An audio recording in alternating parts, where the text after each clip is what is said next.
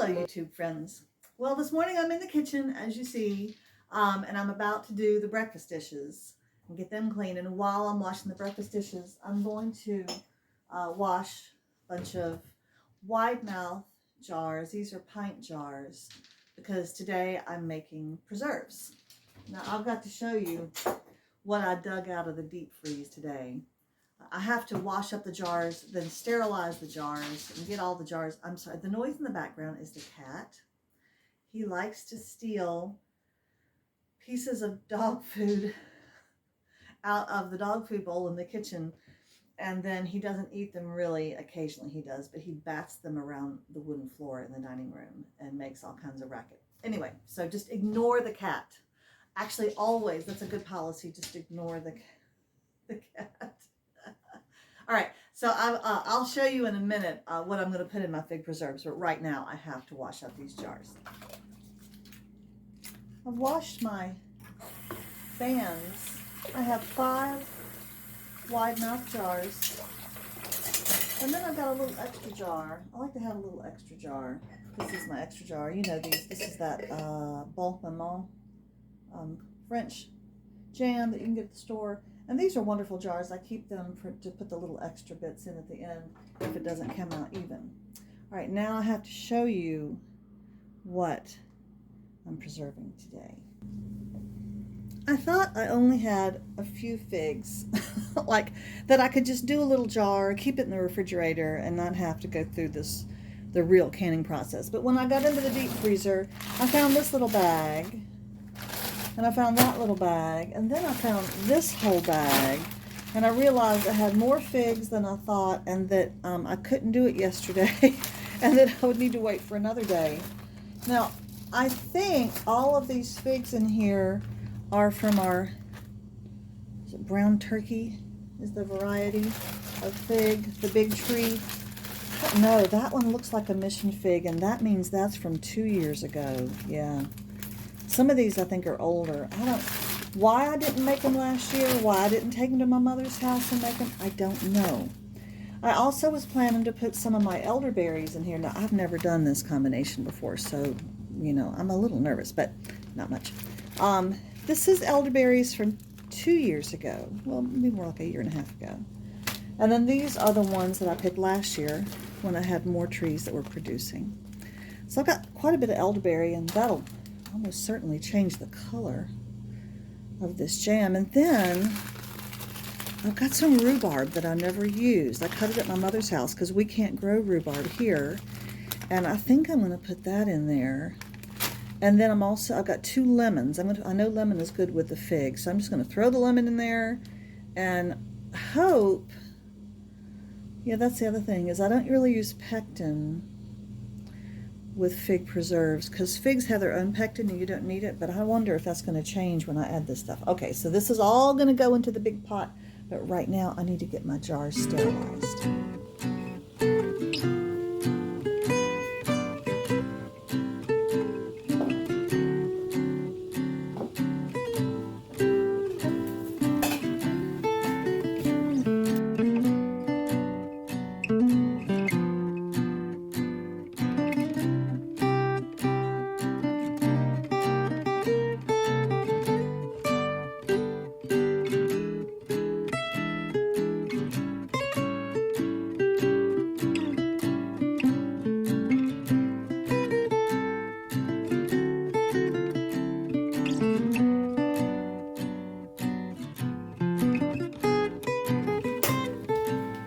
Take this hot water and put it on a simmer on the back burner, a smaller burner, and put the lids in there to keep the rubber seal soft until I need them. And I'll use these same little tongs to get those out when the time comes. I try to drop these lids in there individually and make sure that they don't sit right on top of each other, which they love to do because they come in a stack like this, and they really want to do that again in the water, but then they get really hard to pick up one at a time. So I try to drop them in kind of like that. Okay, we'll put that on the back burner. Well, I pulled out my recipe book. Now this was a wedding gift, and so as I wrote the recipes in there, you know, the years went by. So when I find a recipe that's on the early pages of any segment, like this is the preserves and jams section of it. This is page 5. I know this was really early in my marriage. This is a recipe for fig preserves from Emery Hildreth's. I don't know who that is, but this is a recipe given to me by my husband's grandmother when she was still living. And it says to wash the figs in 2 waters, so you really do have to work on getting the figs clean. I always forget that. Then you put them in a kettle, you add some salt. Other recipes say to add soda. Here you cover with boiling water and you place on the back of the stove where they'll keep hot but not cook, so you just simmer. In another kettle, you put 3/4 as much sugar by weight as you had figs. By weight. So you really have to know by weight how many figs you've got. And then you add enough hot water to start a syrup, and you cook until it spins a thread. Then you drain the figs from their water and add it to the syrup, and you cook until the syrup thickens. You add some sliced lemon. Now here I've turned onto the back.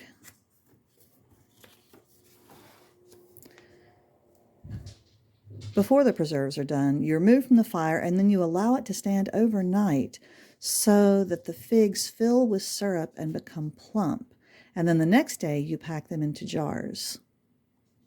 So that's a 2-day event. I don't like 2-day cooking. Here's another recipe. I think also I copied this from something that Granny had. It says, rinse the figs well in water and 1 teaspoon of soda to clean. I have my figs. They were frozen, as you saw, and they're now in the sink. I scrubbed out my sink really well, put them in there with some soda. Remove the stems. Haven't done that yet. Cover with sugar in a bowl, approximately 3/4 cup of sugar to each pound of figs. That's an interesting, different measurement. Let sit overnight in the refrigerator. Well, that's not happening, people. Add sliced lemon and cook over medium to high heat, stirring until thickened. Pack hot in sterile canning jars. Okay, and then I have a quick method. Now, this must be what I always do, if I even do this. Soak figs after you've rinsed them for 20 minutes. Soak. Well, mine are soaking right now. Bring a syrup of 1 cup of sugar to 1/3 a cup of water until it's clear. Boil a syrup and thickened. Add figs and lemon slices, return to a boil, and then simmer for 30 minutes. That just says 1 cup of sugar. I wonder if it means 1 cup of sugar to every pound of figs. Surely it can't mean 1 cup of sugar altogether. That would not be enough sugar. So I think what I've done at my mother's house is kind of wing it. Kind of do 3/4 cup of sugar per pound of figs, but do the fast method of just making jam and add in the lemon slices at the end. It always turns out fine. It's a little chunky, but I'm not going to do all this getting your sugar to spin a thread. Oh my goodness. Anyway, here's my, this is my old, that's almost 33 years of love from the kitchen. All right, let me show you my figs. Here they are. As you see, some of them still do have stems. Now, I don't want to leave them in there too long. They are frozen, but they're going to heat up well. I just don't want them to start to disintegrate like that one is kind of starting to come apart. So we're going to get them out of there. I'm going to drain them in a colander, and then we'll go on to our next step of weighing them. All right, now we're going to find out how much fig we have by weight. Whoop, dropped a couple. All right, we have 74 ounces. Now this is the thing. Now I have to divide that by 16. That really should. This one doesn't have a pound measurement. I don't know why. I guess it's a baking scale. So, oh, it shifted. Get it all the way on. Oh, okay. It wasn't sitting on there correctly. So we have more like over 79 ounces. Okay, and then we're going to add, just rinse these. Here's our rhubarb.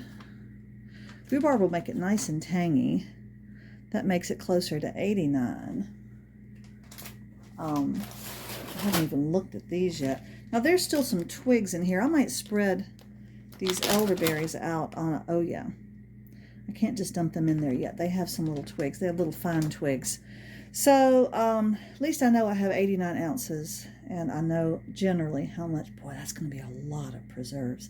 I may need more jars. What do you think? Oh, so distressing. I see this. I wanted this to be a little easy, and it wasn't. That's what we get for having a really good fig tree. Ugh. I will make a confession and say that I didn't do the math on a little piece of paper, although I'm perfectly capable of doing that. But I just decided to ask Hey Google, because I have a Hey Google thing in my house. And you can ask Hey Google a lot of things, and it does math. And it told me that 89 ounces divided by 16 is about 5.5, so about 5.5 pounds of fruit here. And then I also have my elderberries. So I am going to slowly simmer. I'm going to do my preserves like I've always done them. And I'll move you over here to where my big pot is. Well, this is going to be a huge pot of preserves. Okay. So the thing is, if you buy stuff like this at the grocery store and pay a lot of money for apples or strawberries and things like that, then you have a great desire to do it just right. But when you kind of get it for free off of your own tree, and it's been in the freezer for 2 years, you really have kind of less of an attachment to making it all perfect. Maybe that's a good thing, because you don't overthink it. Well, this is 14 ounces, almost another pound of fruit. I'm kind of excited to see how this behaves. I haven't really worked with my elderberry before. I'm still finding little bitty stems. The stems are very teeny, and I really would prefer not to have any in there, obviously. Not that it would hurt you at all. It's not like a little teeny stem's going to hurt you, but it might not be the best texture in the world. I'm not selling this jam, so I'm not going to be too worried about it. Okay, all right, here we go. La-di-da, as they used to say. Elderberries are, I think, pretty tart, and rhubarb is extremely tart, but figs are very, very sweet, so that's a kind of a good balance. Of course, you still need sugar, but that's why lemon is so good in a fig preserve, is because the lemon is very tart too. Which means I might not need as much lemon as I used to put in. Okay, we're going to start on a very low heat and start adding our sugar. So that means that instead of 5.5 pounds, I have closer to 6.5. And I'm going to follow the advice of that recipe that said to put 3/4 of a cup of sugar for each pound of fruit. We'll see how that goes. So there's my sugar. You can always add more. You can't take it out. Now I'm going to slice up this lemon. My big concern is that that is way more preserve than I should have in a pot that size. I do have a bigger pot, but it's massive. It's a huge pasta cooker. I don't want it in there either. So it'll cook down, but I'm just worried that it's going to be so aggressively hot when it gets to its full heat. Okay, well, we'll treat it like a baby.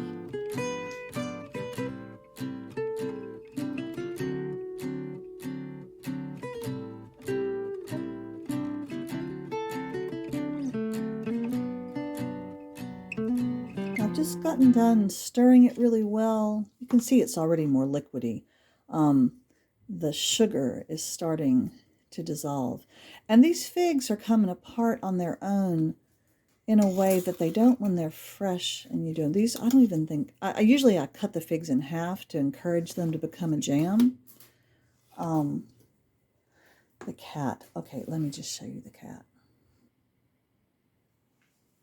He's sitting on the table. I don't like that he sits on the table, but I can't keep him from doing it because we have 2 big windows there. So I keep the blind shut on this end where our chairs are, where we eat, and I keep the blind open on the other end to encourage him to go on the far end.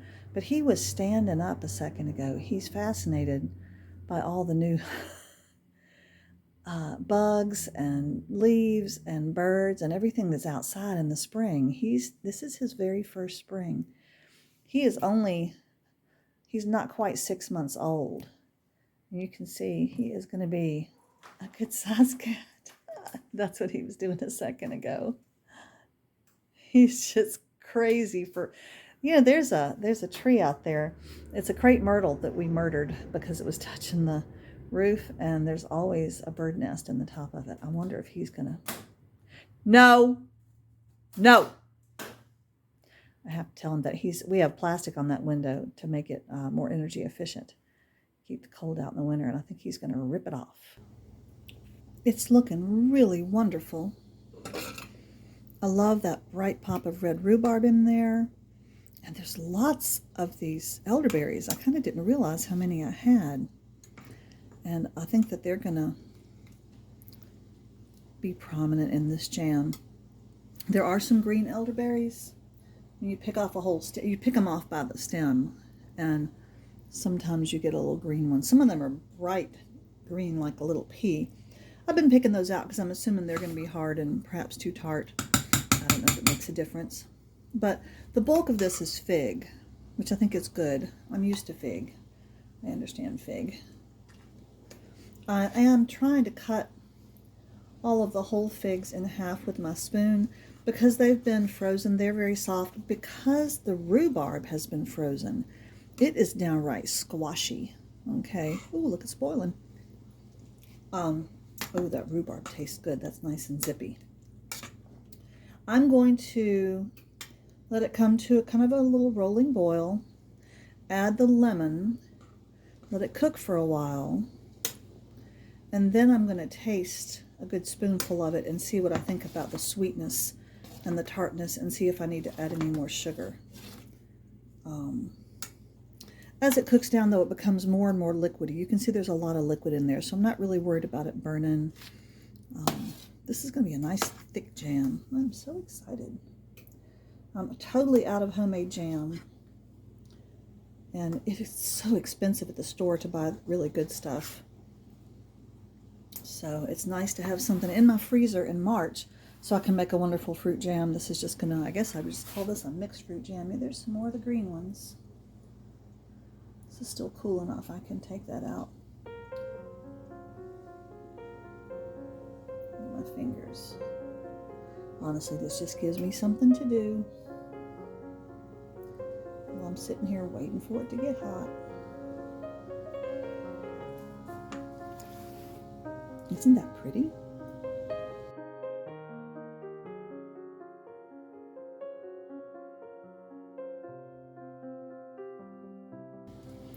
It's making gurgly noises, so it's time to put in the lemon. This is about 1.5 lemons. I thought with all the other stuff I might not need quite as much lemon as I normally would if I were only doing fig. But I like that little tartness. I'm going to scrape the extra lemon juice into there. Not that green elderberry.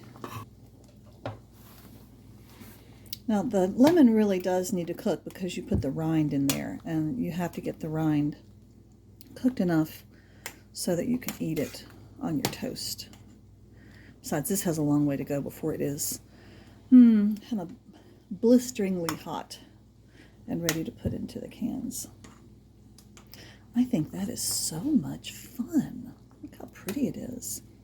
Now the lemons, as I've told you before, I think I've made this for you before, the lemons, when you put them in with the fig, give it a beautiful pink color. The figs are kind of an ugly color, but the lemons somehow, there must be a chemical reaction that goes on, and the rhubarb and the elderberry are already contributing to that, so this should be a very pretty preserve. Look at all that elderberry. It just comes up and up.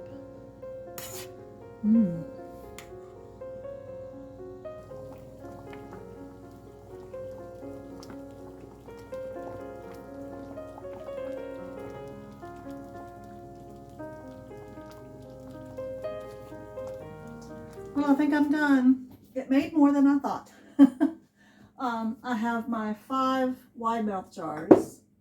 Now I've had them upside down, and now I'm putting them right side up, and that should make a seal.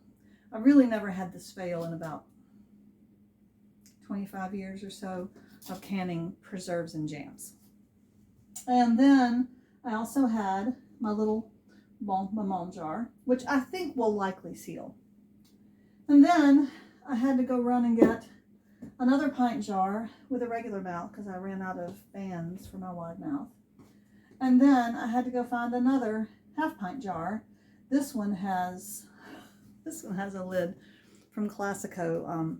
It's an Italian sauce. I don't know why we have that, but it does fit a mason jar, and it does have an inside seal. So I know that they don't recommend this. They can't recommend that you do this, but for home use, you know, if you have lids that do have seals on them, you can try and see if they seal. If they don't, then stick it in the refrigerator and eat it very soon.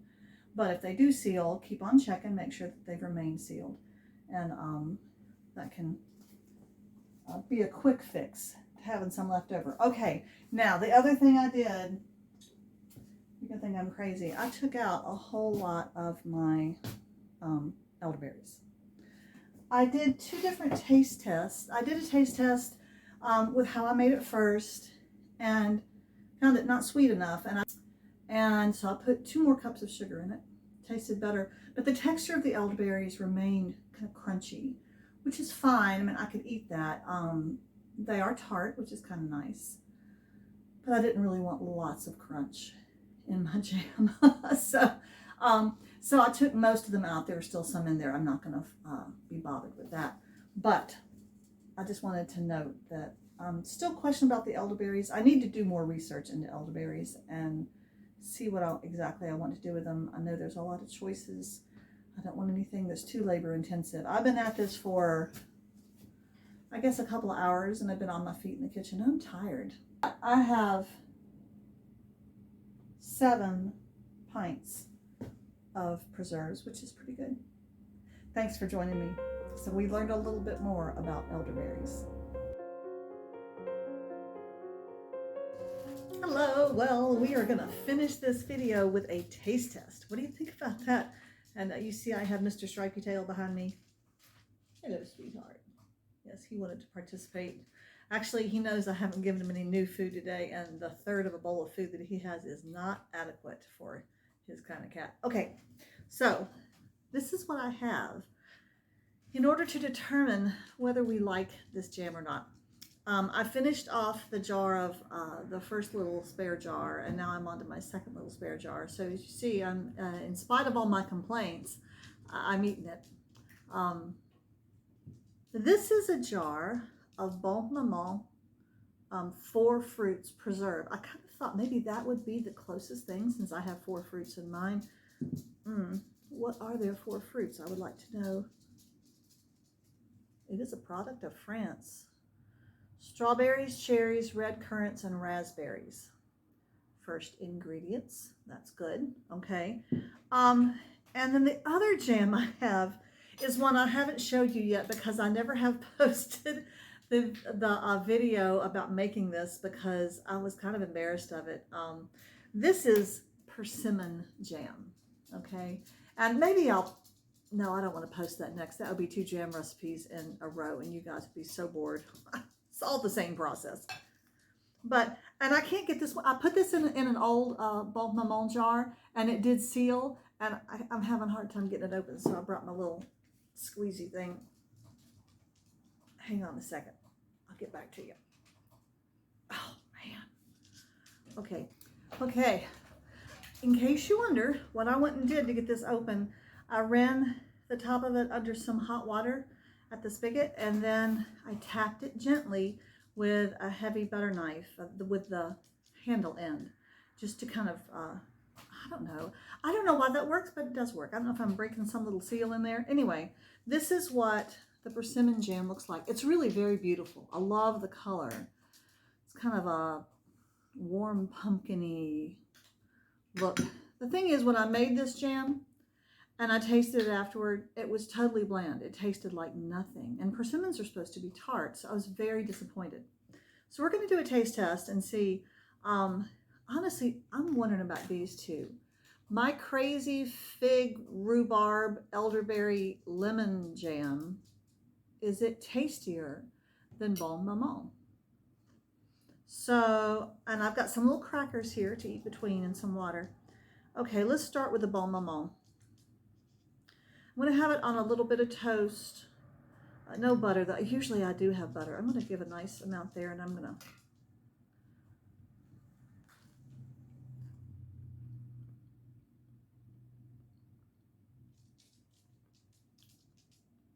Let's see, without having anything beforehand, it doesn't taste particularly sweet. It has some zip to it. There's some complex flavors because it is for fruit.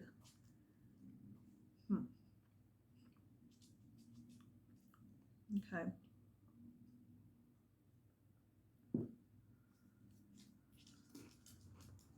I do feel like there's some sourness there.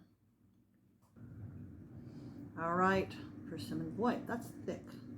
I want to get a chunk of persimmon, but I also want to get the jam. Well, there's a chunk. Okay, well, whatever. We'll see. I think the chunks may also be kind of chewy.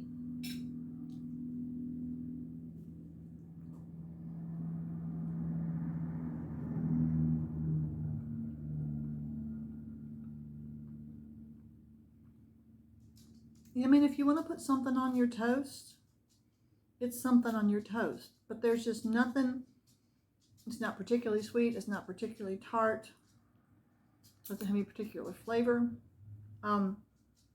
Those persimmons were given to me at the farmer's market by the lady who owns the property where the tree grows. She was picking them.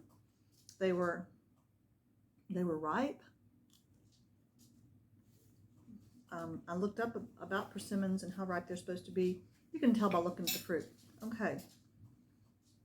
So, I hate to say it, both of those are a little disappointing. The persimmon especially, but this is not anything. Stop it. Bobo is scratching. The cat is lounging on the floor. Okay. Now this was the last jar that I filled, so there wasn't a lot of whole fruit in it. So I'm going to try to get a chunk.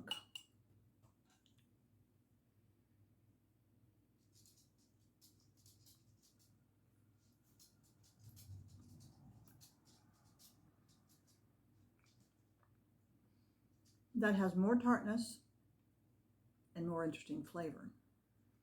I think I hate to admit this, the only reason that I wasn't very wild about this when I made it is the same reason I've never been wild about it, is that I don't really like the taste of figs. I don't like them fresh. I don't even like them cooked. But it is a better preserve than the other two.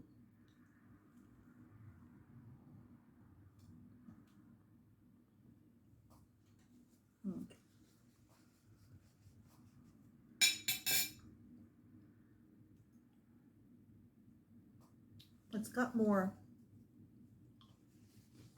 zip to it, but I didn't get any lemon in that, so it's not the lemon. Let me try this one more time. So I'm getting the solid part of the bon maman.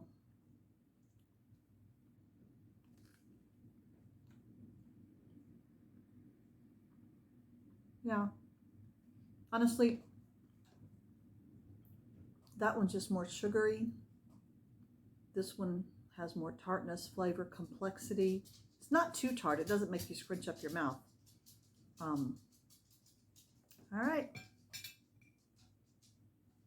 This wins. So I'm glad I made it. And I have, 7 pints? Not bad, but I'm almost done with my first pint. By the time I get done with those, it'll be time to make pear butter. And the pear butter will last me until the figs come in, and then I can make some more fig preserves. And maybe I can make enough to last me over the winter. That would be great. All right, thanks for this joining me on this adventure. Bye-bye.